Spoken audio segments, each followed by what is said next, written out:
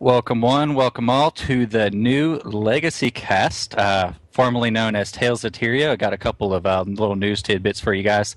Bridger has been hired by ArenaNet to do the official Guild Wars 2 podcast, so he will, unfortunately or fortunately, depending on how you look at it, not be with us anymore. That being said, we have a whole brand new cast of members. Of course, all Team Legacy members, because we're going to be, shooting this straight to a PvP podcast. None of that casual BS that Bridger did. And that being said, let me go ahead and introduce them around the table here. We have Jay Vega. How's it going, Jay Vega? Pretty good. How are you? Pretty excited about all the changes we got going on over here. Yeah. So, what do you think about Bridger leaving? I mean, good for him for, getting hired by ArenaNet. Oh, come on. We don't care. I don't care. Good riddance. Yeah, it's Good Bridger. riddance. I mean, and I was trying to be nice about it, but yeah, just good he's not riddance. here. It doesn't matter anymore. So we have our next great new introduction to Team Legacy, by the way, because this is a Legacy cast production and has to be all Team Legacy members. So we decided to recruit Kai. So how's it going, Kai? I'm great. I'm looking forward to getting my Legacy t-shirt. I'm really excited and finally saying bye to Deuces because, Legacy for the win. Whee! So how are you going to deal with that 300, 400 ping playing on the US servers? Oh, it'll be fine. I'm sure you'll teach me how to be pro and stuff anyway, so it'll be fine. All right, we have our third Team Legacy member, the all awesome Okuraku. How's it going, man? Hello. Glad to be a part of this new show. Absolutely. So Legacy Cast, as you guys know, is going to be focused 100% around PvP. We're going to hit on a few new things. We're going to be talking about the new elite skill, the water bucket, which I got to tell you, there's a lot of debate with that one because I watched a Mesmer use it, and Mesmer clone water bucket, I'm not too sure about that. So we'll definitely be getting into that. Another thing, Guru shutting down due to the official forums coming out. That's also a big one. So we'll get to those topics. We'll talk about the mailbag here a little bit after that, and we'll kick it off. So Vega, water bucket, man. Mesmer, water bucket. What do you think? I think it's going to be overpowered. I mean, the water bucket, in terms of shutting down the elementalists, I'm assuming you could pour the water bucket on the elementalists if they're doing some sort of fire elemental thing or whatever, but I don't know, putting out an elementalist, it sounds appetizing, but I could definitely see a lot of elementalists QQing about it. It could be a new kind of dispel. If a fire elementalist put burn on someone, then you could get the water bucket and kind of use it to put them out so that, they don't get burned continually. I think that's quite good. That could be very useful in the world versus world. You just have one guy running around with a water bucket, just putting people out. Absolutely. So we're going to go ahead and hit the music. When we get back, folks, we're going to be talking about WoW and the latest expansion and pandas. We'll spend about 30 minutes on that, and then we might get back to Guild Wars 2 after that. See you guys in a bit. Losing everything forever.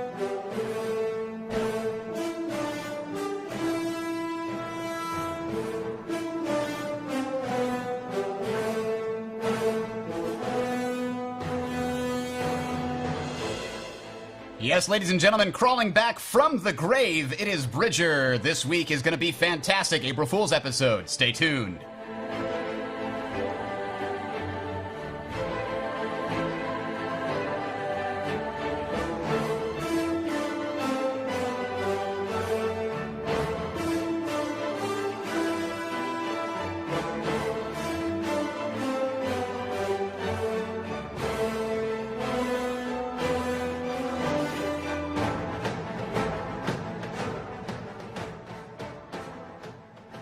Yes, ladies and gentlemen, welcome one, welcome all to the official Tales of Tyria's Guild Wars 2 show. A bit of a fun time we had there planning that, and I'm sure it didn't fool anybody except maybe some of the audio listeners that are listening to this 4 days from now, completely forgetting that this was the April 1st show. But welcome to the actual show. I've got some real show notes here for you people in the chat room. Post those for you right now if you want to check those out. Actually, today we are going to do a bunch of interesting things. We've got a great bit of links here. We've got the ArenaNet president talking about microtransactions microtransactions. We've got some very interesting articles separating the wheat from the chaff from Tap Repeatedly. A PC Gamer interview talks about TF2 being a big influence for Guild Wars 2 class system. And then we've got a whole bunch of stuff from the mailbag this week. So, hope you guys in the chat room are going to love this. We are going to basically skip the introduction because we just did that. But how is everybody doing today? Very Great. good. Yes, Glad to be yes. back. I'm like shaking now. You like that acting career?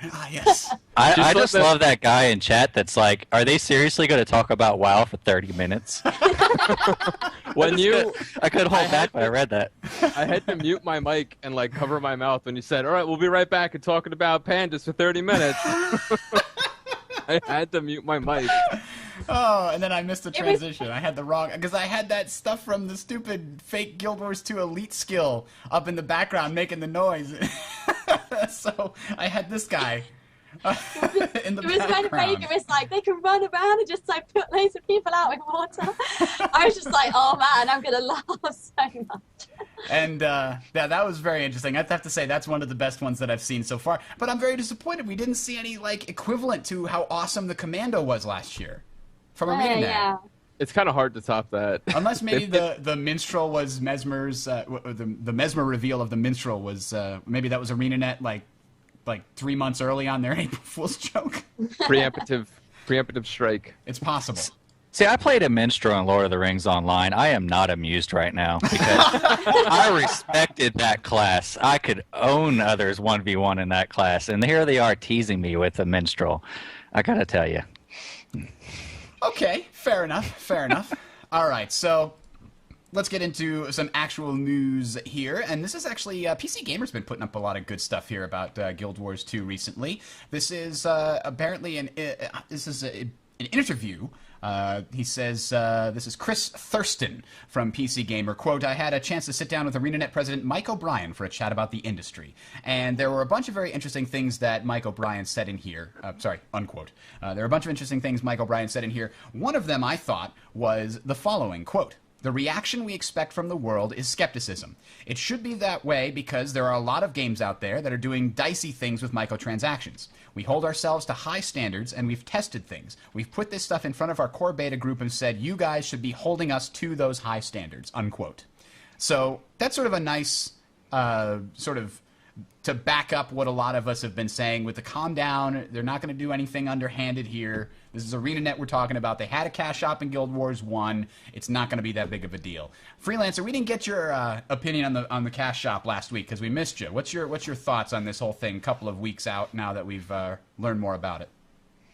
Well, in terms of the gems and such, I mean, we all saw that coming, right? I mean, that's pretty fair to say. We knew there was going to be something like that. League of Legends and all of these big games now are doing it. Mm-hmm. In terms of balance, you know, I listened to last week's, and I love the episode, by the way, and the way you guys were breaking it down. But you got a lot of the discussion was on the balance if it'll be, you know, throw the economy all out of whack. I don't think it will.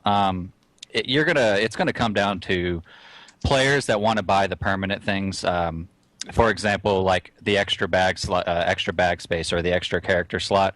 Once players get that, and that's given a set price, then everything else is trivial. I don't think you're going to see a ton of people trading gems and stuff nonstop. I mean, it's going to come down to how many gems do I need for that character slot, the bag slot, and what was that third thing, Bridger? It was a bank slot, character slot, and a bag. Okay, bank slot. So you look at these three things, you bundle them up, you make the decision, okay, how many gems does it cost to get the three things, okay? Once that value is associated, that's going to be the standard trading value for all gems from then forth, because 90% of players out there are only going to want those three things. I'm telling you right now, they're not going to care about the little trivial boost to whatever might be health, attack damage, what have you, experience, et cetera, et cetera. They're not going to care about that. What they're going to care is how many gems do I need to get in order to get those three permanent things. Once they get that, once they have a set value for that and everybody's trading for that value, that's the end of that economy. And then you'll get certain amounts of people later on that are creating new accounts or get their friends on that also want that. But that's going to be it. All this other stuff they added, I don't think you're going to see it at all. I mean, the Siege Golem and... what about the crates? I mean, TF2 has a lot of people buying those stupid keys. It's going to depend on what's in those crates. I mean, we both know if there's an item in that crate that is equivalent to, let's say, something that is worth 600 gems, then you have to make the conscious decision of whether the open that crate costs 6 or is worth that money or not. If you look at EVE Online, okay, I don't remember if you guys brought this up or not, but EVE Online does this perfectly. Now, what is the one permanent thing everybody wants in EVE Online? Vega? Subscription, right? Yeah. Okay, so you got your subscription that everybody is aiming to get in EVE Online because you can pay for it both with in-game currency and real money. So you have you have a very set item that doesn't change in value, that is always the same price, and therefore determines the rest of the economy. The same thing's going to happen with these character slots. And once that value is associated, everything else in the cash shop, everything else in the market will be associated to those 3 permanent items. Well, the other things that I think that are going to be not permanent, but there's going to be a low level of activity on them all the time is probably character name changes, character server transfers, and maybe character makeovers, so you can go back and like recreate your character's looks. Those kinds of account-based things, and things like the character slots, the bank slots, those kinds of things, I agree with you, are going to be the bigger drivers of gems, because they're not in-game items that are things that you could buy with gold. Those are things, and we know you can buy everything with gold, but things that you could acquire through other ways. So, well, with character transfers, all right, so what kind of people actually transfer their characters, Bridger? What kind of players do you think actually do that consistently or at all? I don't think there's going to be a lot of people, but if you've got millions of people playing the game, even 0.1% is going to be a month is going to be a decent amount. Exactly. You know what I mean? So 0.1%. Now, how many people do you think in this chat, in this game, in the beta, wants extra backspace? Lots of people. Exactly. We'll say a whole lot more. How about that? And so that being said, you're going to get into the game 6 months down the road. You may not need it immediately, but you're going to see that guy that has all that extra backspace. You're going to see the extra character slot or what have you, and you're going to want that, and you're going to know it's a one-time purchase. And if you're going to buy anything, it's going to be those first. Guarantee it. The people buying character transfers, which there's a lot of debate about in the community, are going to be people that are switching over from the losing server to the winning server. Yeah, and I think that might be the case. Yeah, well, that's what it's all about. Everybody knows it. Nobody wants to say it, but that's exactly what's going to happen.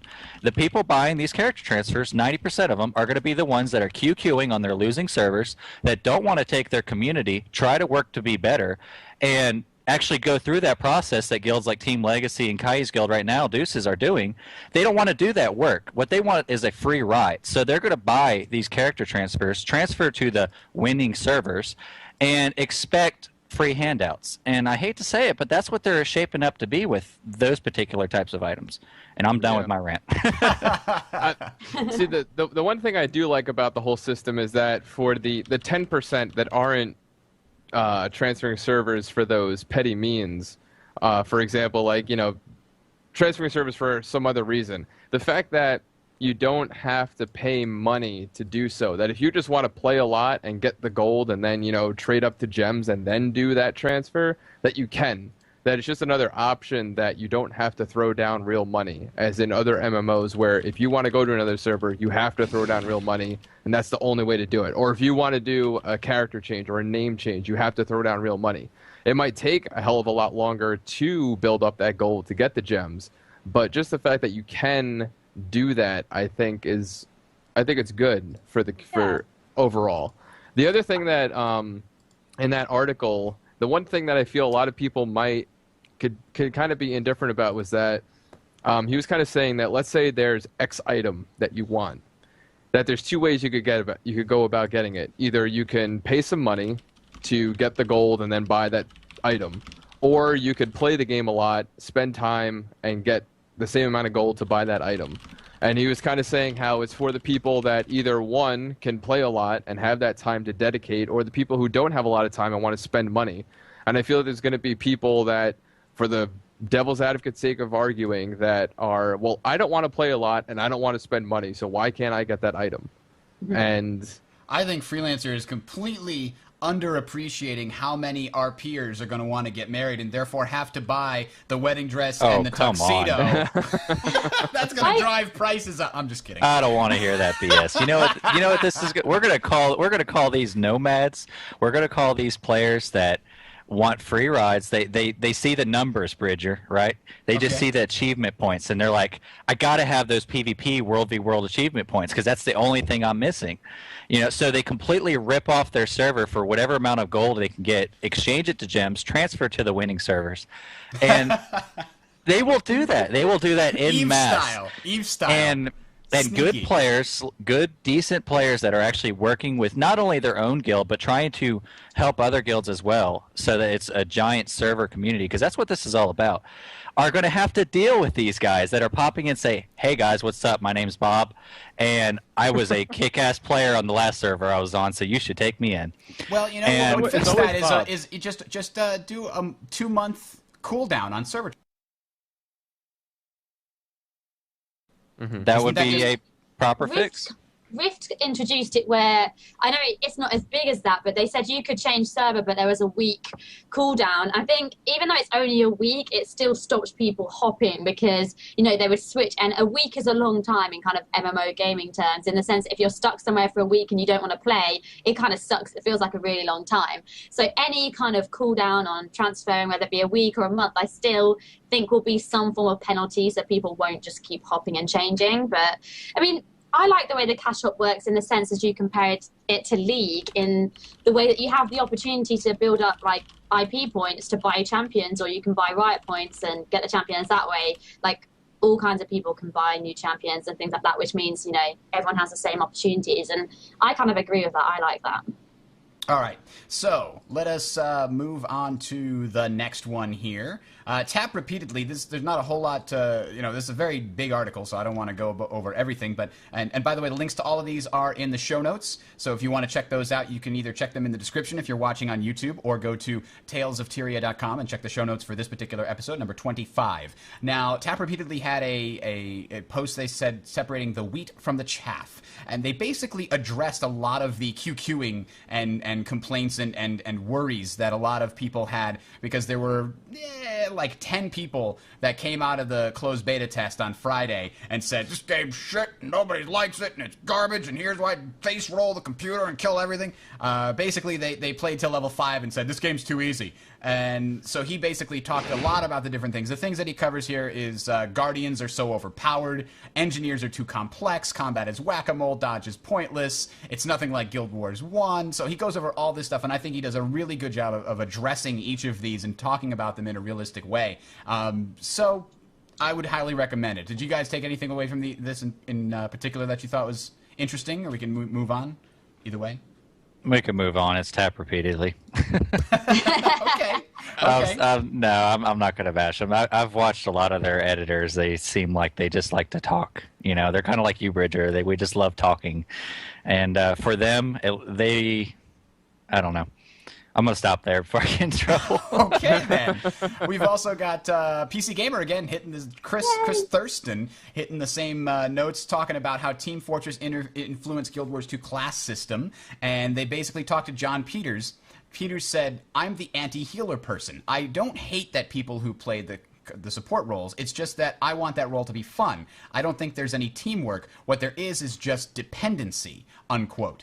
So let's talk about that for a second, because that kind of blew my mind, and I'm trying to really wrap my head around it. What he's claiming is that in other MMO-style games, the healer role is not really a role that interacts with the other classes in the same way that teamwork is required in, say, an FPS game like TF2. What he says is the other classes are dependent upon the healer. All the classes are dependent upon the tank, but that's not the same as teamwork. Kai, what are your thoughts? Is dependency teamwork? Are those the same things, or are they discretely different things?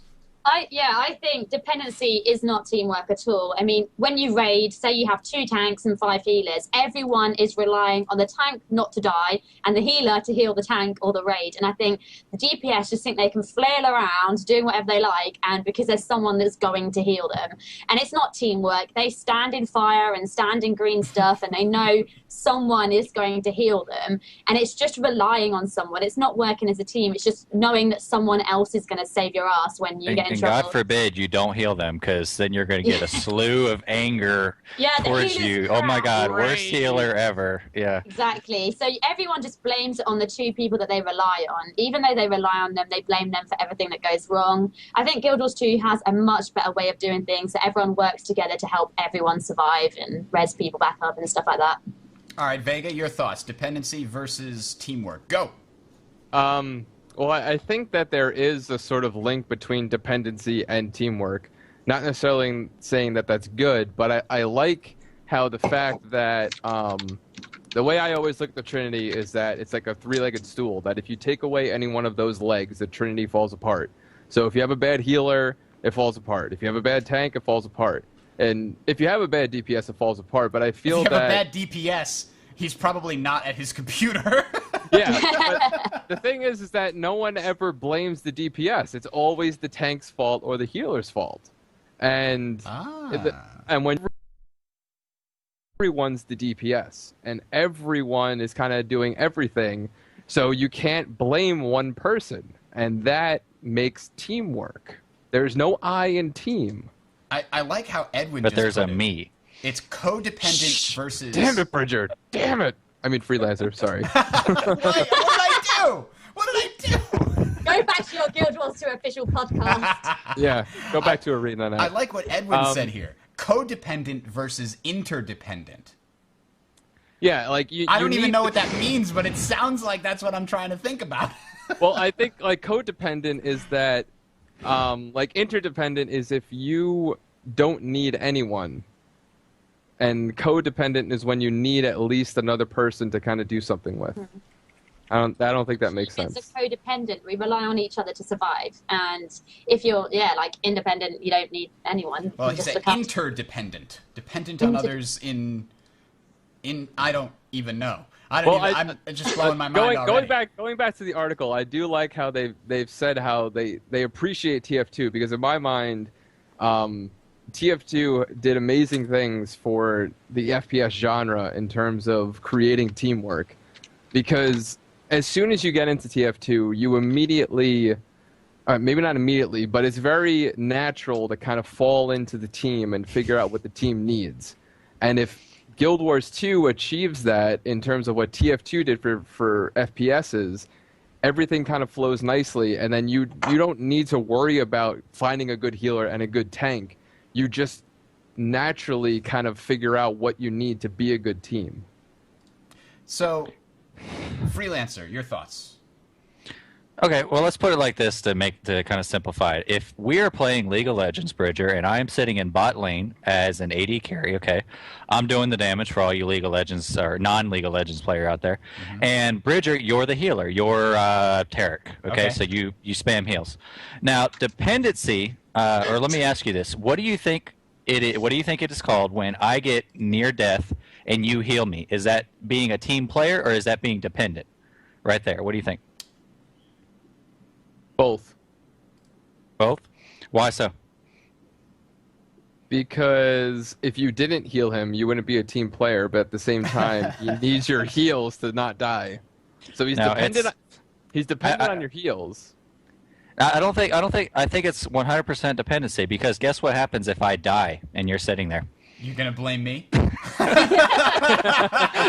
Why you no heal me? Listen, if I went in there, it would have just gotten me killed. That's all I'm saying. Okay, wait a minute.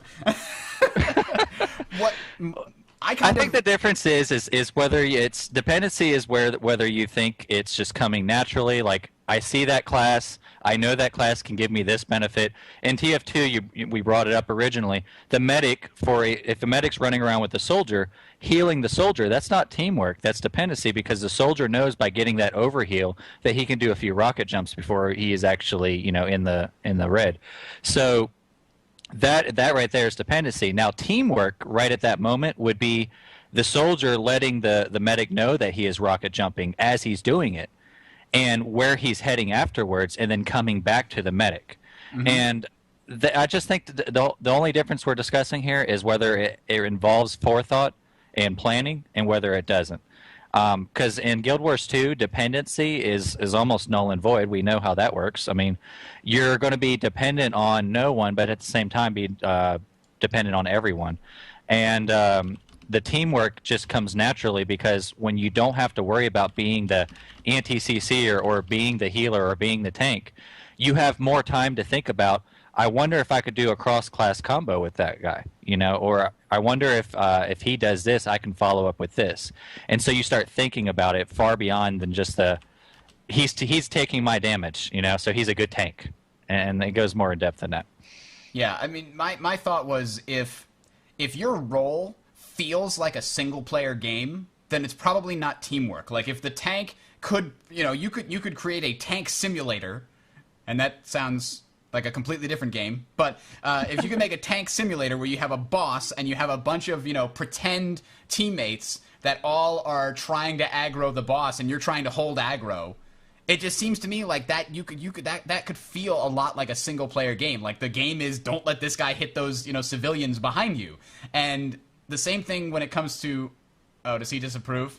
Overseer Cat disapproves of my analogy. I will move on then. I have been booed off the stage. I guess.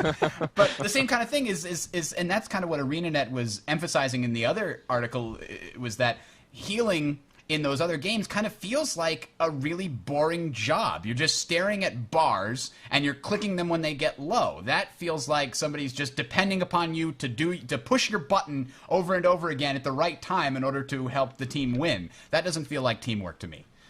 So that's my input on it. And I guess with that, we'll move on to some more very interesting things we got going on here, because I've been actually browsing MMO Champion. I don't know, have you guys been to MMO Champion before? I love MMO Champion. Not recently. They've actually got a lot of very interesting discussion going on in their Guild Wars section, Guild Wars 2 section. I got to say with MMO Champion, I think you'll agree, Bridger, of all the forums out there that have Guild Wars 2 sections, they probably have some of the best conversation going on, yes. I would say. I go there pretty often during my lunch breaks on my phone, and I browse their forums pretty often. It's well moderated, and it's just, I guess the intelligence bar is a little higher than most forums. So. Yeah, they seem to have some very very active and competent people. Grammatically and like argumentatively, like there's not people going in there making straw man arguments all over the place and throwing in logical fallacies on all the things and throwing everything off topic based on some other, it's very it's usually on topic stuff that has some very interesting discussions, and they bring up some stuff that I hadn't seen before. But one of the things that has been going on there recently is a thread about add-ons. And there's a lot of World of Warcraft players on there that have a lot of add-ons on their World of Warcraft account, and they're very attached to those add-ons. And that thread has been going for a very long time. And I'm reading the thread, and I'm responding to the thread, and it's making me a little upset. And when I get upset, I got to vent. And when I vent, it's called a Bridger rant. That's right, ladies and gentlemen, we're getting into it right here. So I'm going to MMO Champion, and I'm typing in WoW add-ons. Is the thread I'm looking in right there. And I'm looking at all the different things that I can get, and there is just tons and tons of stuff. People are saying, well, we've got recount. We need recount. We need to know DPS damage bars. I need to know what health my team is doing. If I don't know who to blame for when the raid goes wrong, what's gonna happen? How am I gonna do that? I gotta see. So then I'm just thinking to myself, why do we need add-ons? Ladies and gentlemen, add-ons are there to provide functionality that's missing. Why is that functionality missing in the first place? Why do we need add-ons to do it? I mean, you look at some of the screens that people had in World of Warcraft, and it's unbelievable. You don't see anything left on the screen. It's just a tiny little piece. And I'm looking for it right now, and I can't find a good example. But there we go. So let's pull this thing open, full screen if I can, because you're not looking at the game. You're not looking at the game at all. You're looking at a tiny sliver of what would be the game. Instead, you've got bars over here, and you've got tons of skills all over the place, and you've got counters, and you've got these things telling you when the boss timer's going to work, and you're not playing a game anymore. You're watching a giant interface, and that's something that ArenaNet's trying to avoid, right? Nobody wants that. So the question is, if you're hugely in favor of add-ons, why is this loading so slowly? I just don't know. I'm on dial-up here. Why you don't know? It's ruining my whole flow. So, I just have to ask, if you're really in favor of add-ons, why don't you just want ArenaNet to put that functionality in there? Because then I have to ask, if you just want to be the only one with this cool add-on that gives you an advantage, doesn't that just make you an elitist prick? I would rather everybody have access to the add-ons if they improve the game, and if they don't improve the game, get rid of them. Yeah, that's too much. Look at all of that on the screen. Yeah, this was supposed to be up like 10 minutes ago during the middle of the rant. That's ridiculous. That is so much. That's not too different from what I had set up. I feel like The bad part is, guilty as charged. I can tell you almost 90% of those add-ons there and what they do and why they're important to this player.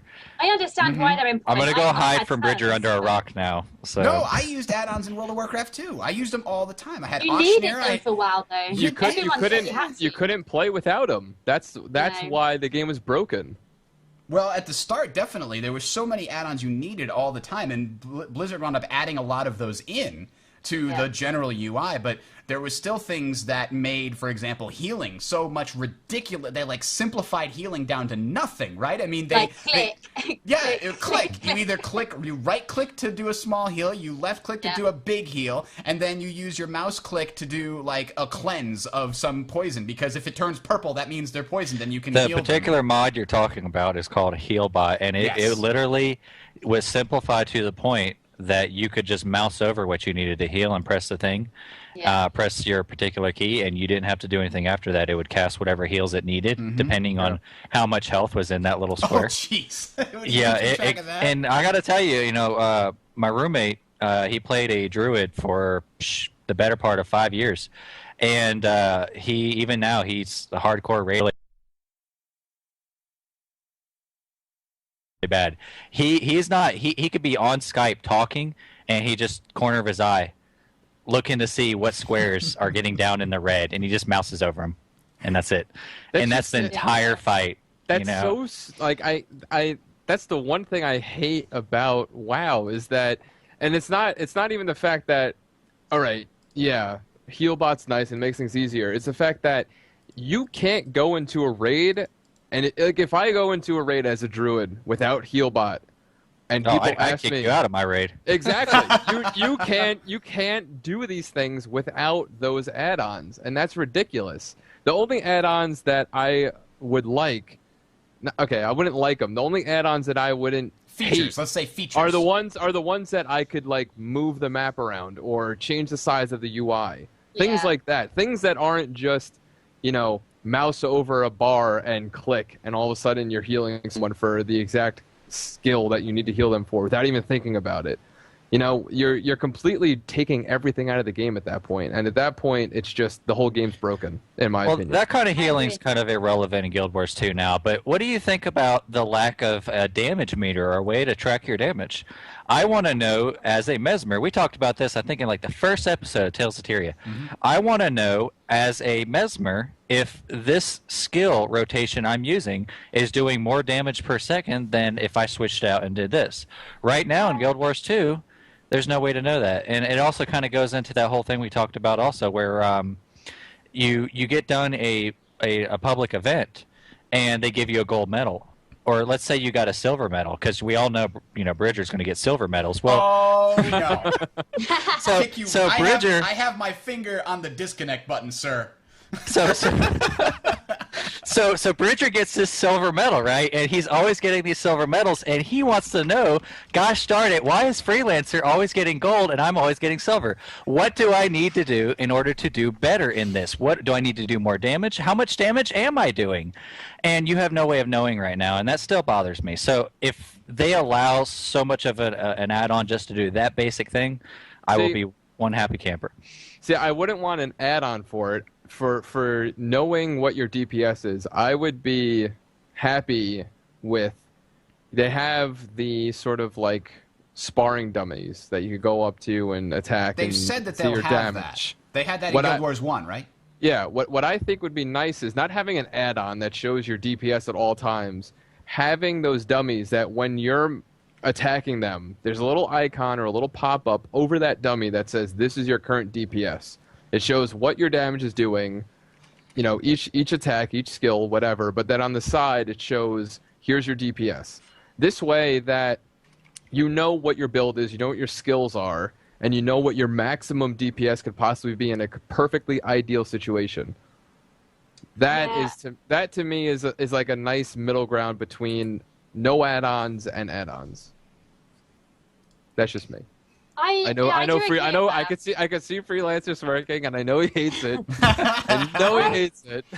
I like the idea that you can do it on dummies, but personally, ignore the whole like DPS meter thing. A combat log I would like, not for how much damage I'm doing, but if I die, I want to know what move killed me, how much damage did it do, who used what, so I can avoid it in the future. In, like, for example, in WoW, a combat log, you can say this hit you for so much damage, this much overkill, and it'd just be nice to know what killed me so that I can know for future reference and things like that. Because at first you're like, oh god, crap, I've died, like, oh my god, what killed me, and you just stood there like, So a League of Legends style recap. I mean, League of Legends wasn't the only one that does it, just the one that popped into my head that shows you, you know, these are the 6 abilities that hit you in the last, 10 seconds of your life. They did this much damage of this type. Yeah. And yeah, that definitely would help the learning process for a lot of people. And I think they've put the rudimentary beginnings of that. If you watch some of the videos from the most recent press beta, they have that when you die, there's a screen that shows you all the abilities in the last, I don't know, so many seconds. It's not nearly as pretty as the League of Legends version. It still seems to be sort of an early implementation of it,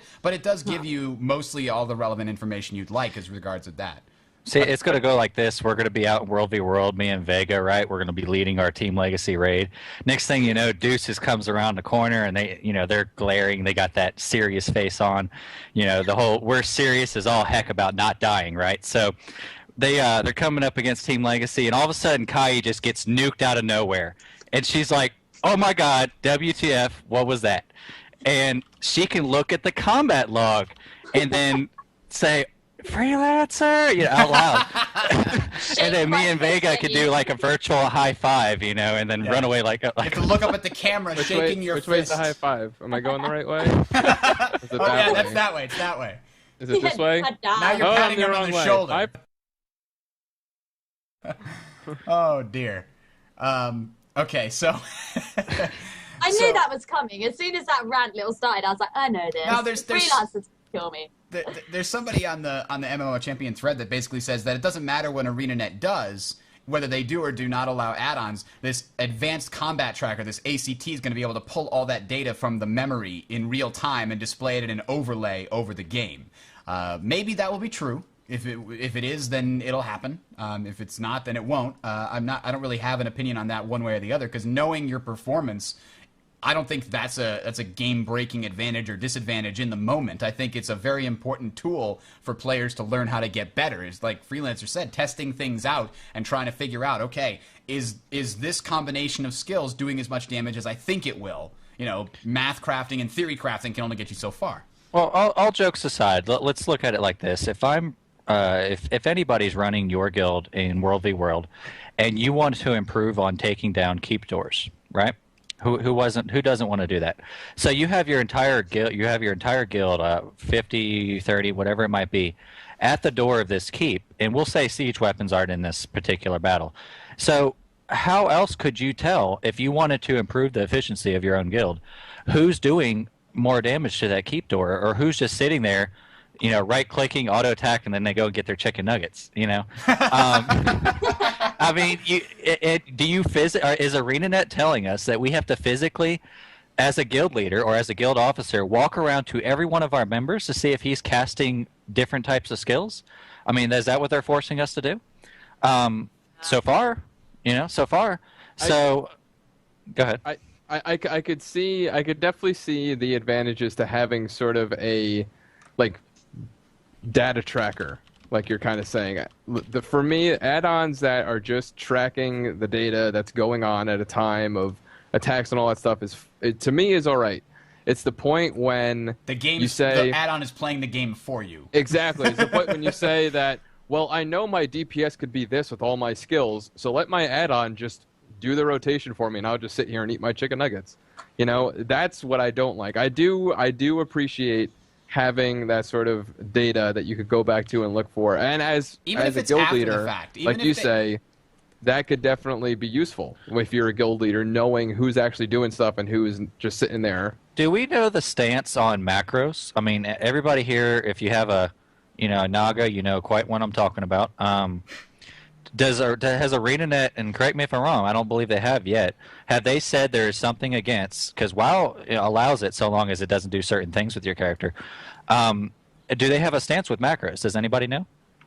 They haven't said anything yet, as far as I know. They haven't said like no or yes either way, as far as I can tell. But you mean macros that will, cast skill X, then jump, then cast skill Y, kind of a thing? Because in WoW you can like chain your trinkets and stuff, can't you? With just like in WoW, for example, as my rogue, I would have my cloak of shadows and my dash bound to my 12 key on my Naga. So the idea is if I got hit by a CC of some sort, not only do I immediately cast Cloak of Shadows, which breaks CCs and gets me out of it, it also will cast dash so I can quickly get out. And that's a very simple one. I had others that were far more complex, but those were allowed to an extent. Mm-hmm. I'm just curious if Guild Wars for ArenaNet, and I'm hoping we hear about that, if they'll allow such things where you can combine different skills onto single keys. Well, I mean, they're probably not going to have something built into the game, but there's nothing stopping you from using third-party software to say that when I hit that key, it does this and this and that and such a key. I think in a competitive scene, obviously that won't be allowed.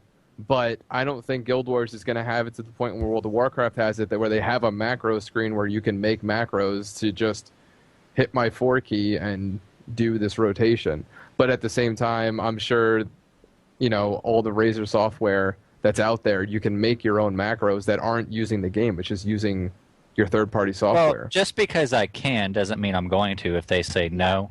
It's just like with the NDA, all the NDA breaks, it's quite pathetic, really. Just because you can record it, just because you can leak it, doesn't mean you should.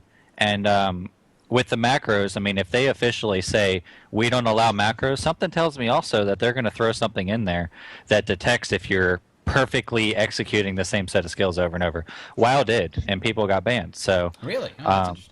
Someone Absolutely. just said in chat the only macro they need is /target freelancer. So, there are a lot of really interesting macros that were simply key savers, because we all know World of Warcraft, piles so many damn skills at you, and some of them are usable in combat, some of them are usable out combat. And so I remember specifically one that I made that was basically my I want to go faster button. And when it was when I was out of combat and not in a dungeon, it would, if not in combat and outside or whatever, however the macro was set up, then it would, call my my mount. But if I was in combat or in a dungeon, then it would turn me into wolf form as a shaman or what have you, and maybe cast one of my go fast skills or something to that effect. So that. Those kind of just saved you from having 4 or 5 keys for the same thing if you use a different one in different in-game conditions. But if you allow those kind of things, which are really innocuous, just key savers, you're basically allowing other things, which is do your rotation for you. But yeah, if they can detect that stuff, then maybe it wouldn't be so bad to have that kind of thing in there. One example of just how macros can be misused, or someone just reminded me in chat, there was one that Swifty had in WoW, and it was a macro on how to do 100,000 damage to someone in a battleground as a warrior. And it was certain trinkets. He bound these trinkets and then abilities that he had, and it literally, you would see it on the screen boom, 100,000 damage. And I think things like that is just ridiculous. Press button, win game? Is that what that was? Yeah, he was in a battleground, a rated battleground, I think, and he would just press one button, it'd be 100,000 damage. He had a bunch of trinkets and potions and scrolls on him, Bridger. Yeah, there's a when he used it. I had my own buff macros, but he went all out with it. He got every little macro he could that increased his damage, his strength output, and bound it to one key. And he so it I forget what he called it. It was something funny. Then he would do some kind of another buff for extra strength, all these temporary strength buffs right before hitting something with a big boom. Yeah. Go ahead. Oh, I just think that macros in general also have that same effect that add-ons do, where they could simplify actions. Like you're saying, you could do the 100,000 damage and whatever for this one macro. Imagine if there was a macro in, I don't know, let's just say like StarCraft 2, where there was a macro that you just hit your button or whatever, and it automatically just does your first like 5 minutes of building. You know, it just sends your workers, it builds your supply depots, it does all this, and then you just leave it on autopilot unless and you know, and then you can just scout. You work about scouting; it'll take care of your economy because it already knows what you want to do. Exactly. I mean, it's granted, that's kind of like an off the wall example, but it's just that when you think about it in a different game, it sounds so much more game breaking than it does in certain MMOs. You know, you can't do stuff like that because the whole point of the game is that you need to be able to manage your keys and manage your character and manage what's going on around you. You need to know all those things and what to do in certain situations. When you make a macro that says, oh, I hit R and it's going to automatically target the person that has this condition on them, and I'm automatically going to cast my deconditioner, you know, that breaks the game. It takes away that whole element of you having to keep track of what's going on in the battlefield. I think one of the things that Guild Wars 2 is going to do to break, even if they did allow add-ons, which obviously they aren't, at least not at launch, even if they did allow macros or add-ons to sort of target things for you, even if they did allow macros, that would, so many of the important skills like the buffs or the debuffs are ground target based, so you'll still have to manually target things. Your macro can't like do slash target, you know, healer and then make sure that he's, you know, protected by your, you know, warrior taunt, you know, thing or whatever it is. So that I think will solve that kind of a problem. So if there's no macros, it takes away some of those convenience items we were talking about before, but the fact that Guild Wars 2 has really no more than, let's say, 15, 16 buttons in comparison to WoW that would have so many ridiculous numbers of skills that you'd probably have to have access to in a given fight. You wouldn't use all of them all the time, but in certain conditions you'd want to use, you know, up to 20 or 30. I mean, you see people with those skill bars on the top, on the right and on the, I mean, I was one of those people. I had the 2-tier skill bar on the bottom and 2-tier skill bar on the right. So, and then, of course, God forbid if you were a druid and you switched into another form. I mean, it usually just replaced a bar, but still. So that's all. Solve a lot of the macro required problems is you don't have as many buttons to keep track of in Guild Wars 2, and that's okay with me.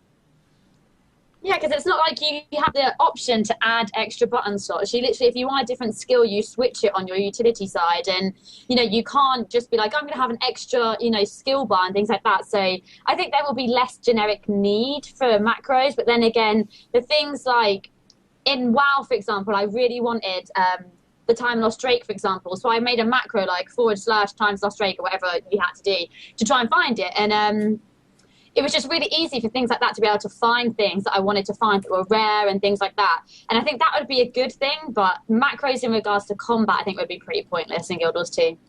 Well, let's not forget, the more you allow macros, the more you allow Chinese farmers to take over the servers. So that's true. And my only concern with not allowing macros, and I don't think this is a good enough reason to allow macros, but the fact that, you know, people with G15 keys or using auto hotkey or other things are going to be able to make macros, and they are going to be able to use them essentially with the third-party programs. Now, if they can detect that and say, hey, you know, you can't start the game up if you've got auto hotkey in the background, that's a problem, because some people, you know, for example, the problem that we have right now, you can't use Shift plus 1, 2, 3, 4 to bind to anything in the game. So I was thinking of using auto hotkey simply to allow me to bind Shift 1 to like K, so that the game would actually register Shift 1 as a key that I could press, and that way I wouldn't have to, you know, move my hand too far away from the WASD. So there's all kinds of pros and cons to this issue now that I think about it. That's exactly why I want to buy a Naga Hex. Just to have access to more keys. Yes. All right, so let's get through a couple of questions here from the mailbag, and then everybody's like, wrap it up, Game of Thrones is almost on. So got 10 minutes. 10 minutes, let's do it. All right, Austin, a.k.a. Hawkin, sends in a question for us. He says, quote, how do you expect earning PvP/endgame gear will work, and how would you like it to work? Thanks, and keep up the good work, unquote. So, What do you guys think? We know that it's going to plateau.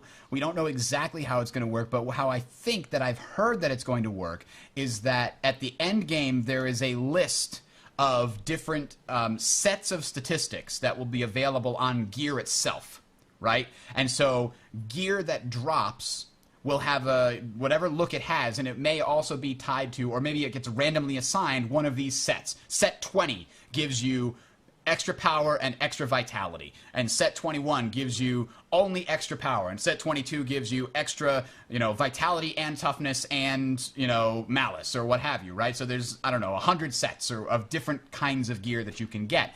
And we also know that gear with only one statistic will give you less total extra stats boost than gear with 2, which will give you less than gear with 3, etc. So you might get plus 100 power if it's only thing on the gear. You would get plus 60 power and plus 60 vitality, so a total of 120 boost. So they do that to try and make min-maxing quite a little bit less powerful. That's kind of what I know about it. What do you guys know? Do you guys know any more than that? Does the chat room know any more? I'm not entirely positive on my topic here. Well, I mean, what we're looking at to answer his question is this is going to be a game where if you come from WoW or Lord of the Rings even or Warhammer, instead of having different tiers, each and every season, it's going to stick to the Guild Wars 1 promise of everybody's on a theoretical level playing field. And it isn't so much your gear. I mean, you can customize your gear far more than you could in Guild Wars 1. But you can't get higher tiers of gear where you run into that issue that I'm sure you know, or I know it, where if you don't have the highest tier at any given time, you're worthless. So this is a game of being able to fully customize your armor, fully customize your loadout, your skills, etc., to the way you like it. You want to go full power? Fine. You want to go full crit? Fine. You can do that. But you are still on a somewhat level playing field, and what it's really going to matter in terms of how you get that gear is how you use it, and it's going to come down to your player skill. And I think that we can all say that's awesome about Guild Wars 2. Absolutely. So I assume that it's all going to be based on I want that cool looking gear, and then you can take the decide what stats you want, and then and like I said, there's the stats on the gear itself, and then you can also upgrade all of the gear with the upgrade slots that are kind of like jewels in Diablo 2 or in World of Warcraft. You can upgrade it with specific things that you want, and that creates sort of set pieces and stuff too. All right, thank you, Austin, for the question. Next up, T has a question for us. I like you guys casts, but I really do, but you seem to bash WoW a lot, considering how much you guys seem to have played of it. I mean, the way you guys talk about it as if it's the shittiest game ever released. If that's so, then why did so many people play it for so long? I mean, really, tone it down. You guys seem hypocritical, if anything. I will take this one. All right, Freelancer. Oh, I wanted to take...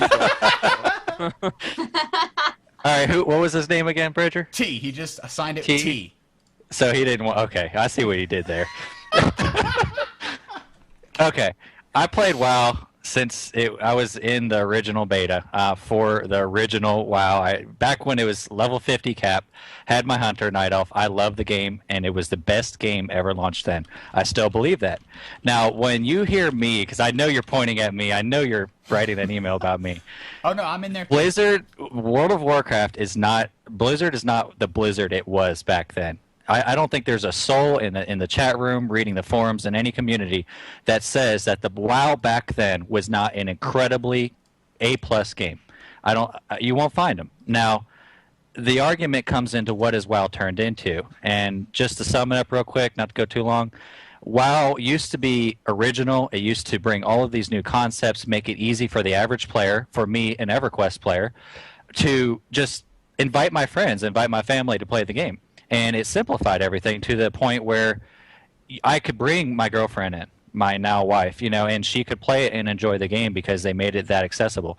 Nowadays, there is no innovation anymore. And if you look into that, I'm sure you'll see, everything down to their achievement system, stolen from Lord of the Rings, okay, their achievement point system. We bash WoW because all of these new things that are being brought in these new expansions of WoW are basically mishmashes of things that Guild Wars 2 is doing or things that Aeon did, and it's just there's no innovation there anymore. And So it's bashing, yes, by definition, but it's not to say that WoW wasn't a great game back in its golden days. Fair enough. Fair enough. Vega, your thoughts. My only thoughts are I completely agree with what Bridger's. God, free dancer. I don't know why I keep on doing this. The free Bridger strikes the again. free Bridger. The only reason why I bash it is because I can see everyone saying when Guild Wars 2 comes out, trying to compare it to WoW. I can see so many people, because of how successful WoW has been, trying to compare everything that Guild Wars 2 is doing to WoW and saying that, oh, it doesn't do this well or it doesn't do that well or blah, blah, blah. And the whole reason why I compare it is because you ask most of the gamers out there, everyone knows what World of Warcraft is. You know, not everyone has played EVE, not everyone has played Lord of the Rings or Warhammer, all these other games, but, you know, most people are going to know what World of Warcraft is. So when you compare things and try and compare and contrast to a game like World of Warcraft, it lets people know what you're trying to get at. Mm-hmm. And it's just the fact that I feel that a lot of people are going to compare it to Guild Wars 2 when it comes out, even though Guild Wars 2 is doing everything completely different in so many good ways. So that's just my 2 cents on it. You know what the best thing that came from WoW was?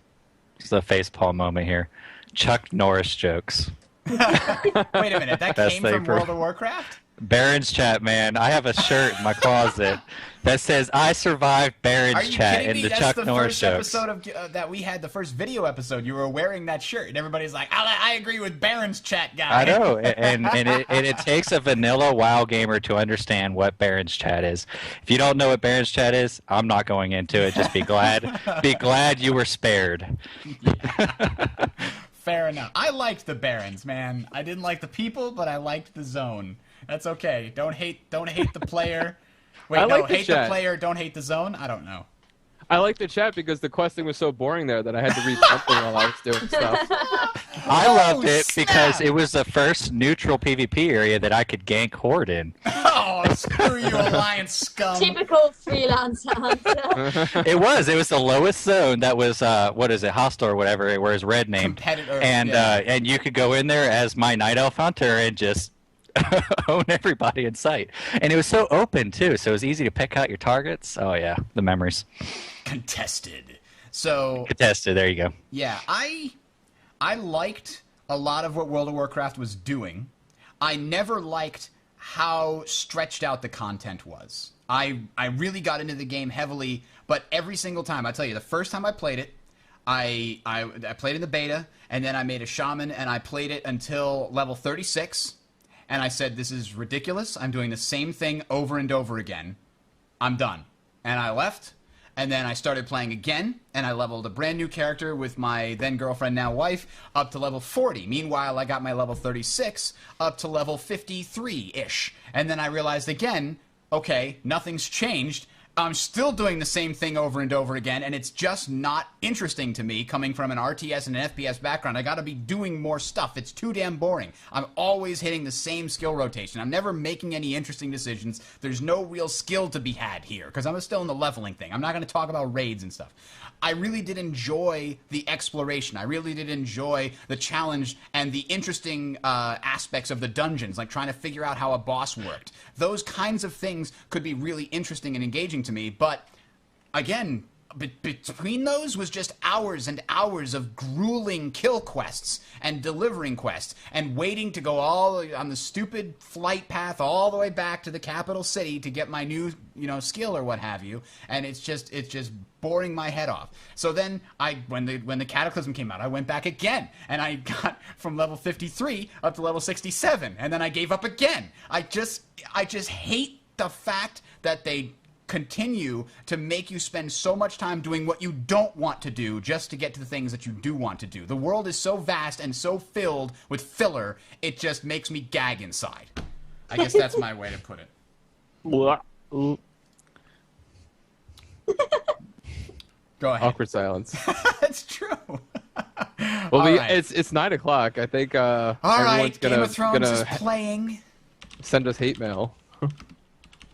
We're gonna get a ton of hate mail from these WoW PvPers. I just see it now. It's probably true. It's Two probably ants, true. one show. That's what the title of this one should be. Someone just said it.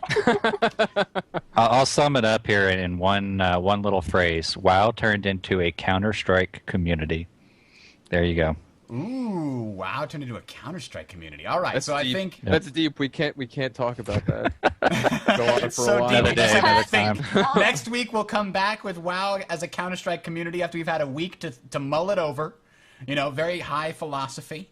And there you go. So I think we're going to end the show there. There's a bunch of other questions that we're probably going to try to get to next week because I don't anticipate a whole lot of big reveals between now and next week. Next week is PAX, by the way, next weekend. So we're going to try to start the show at 8 o'clock. I anticipate being able to get home and start the show at 8 o'clock, but it might be a little bit late depending on how late I get back from PAX. So I hope everybody is able to make it there again Sunday. And don't forget, feedback at talesoftyria.com is how you can send us messages, questions, content. What do you want us to talk about?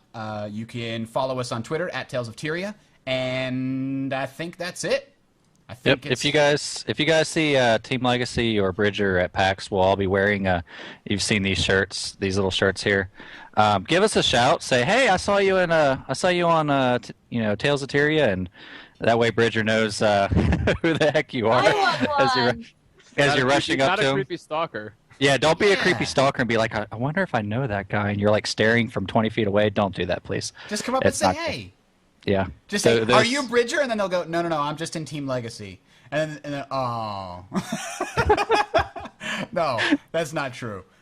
Actually, we'll probably be traveling in a group for all I know. I'm also trying to, and I'd like people to send us feedback at talesoftyria.com. If you are going to Kineticon, I'm thinking about submitting a panel idea for discussing Guild Wars 2 at Kineticon. I've done a panel at Kineticon before. It's a Everything Con in Hartford, Connecticut, happening in, I think it's July this year. I think you can just do a search for Kineticon, and it's very interesting. It started as an anime con, but now it does a lot of video games. They have a lot of board games. They have a lot of RPG stuff there as well. Still a lot of anime stuff.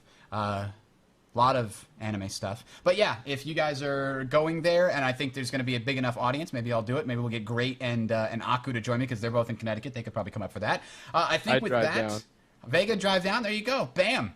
I think with that, it's time to leave. We're going to head on over. So for those of you that are not going to be watching Game of Thrones live, we're going to head over to the iDrop stream if he's in. If not, it'll be right here on the Tales of Tyria stream. And it's going to be a good time. Going to cast some League of Legends. But with that, I will leave you with this Game of Thrones violin cover, the most amazing thing I have ever heard. Have a good night, everybody. Bye.